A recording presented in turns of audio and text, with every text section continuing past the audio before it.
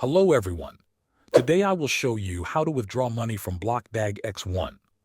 Right now, the coins you mine in the BlockDag X1 app are reserved. This means they are locked and cannot be withdrawn or transferred yet.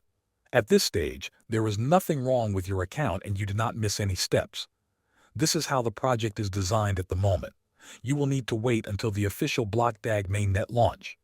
Once the mainnet is live, BlockDag will allow users to claim their mined coins. This claiming process will happen through the official BlockDag website or through an official BlockDag wallet. You will follow simple instructions to connect your account and move your reserved coins into your personal wallet.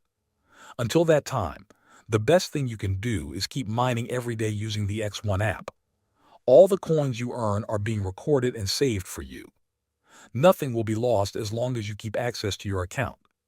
After the mainnet launch, and once BlockDag is listed on supported exchanges, you will be able to transfer your coins from your BlockDag wallet to an exchange.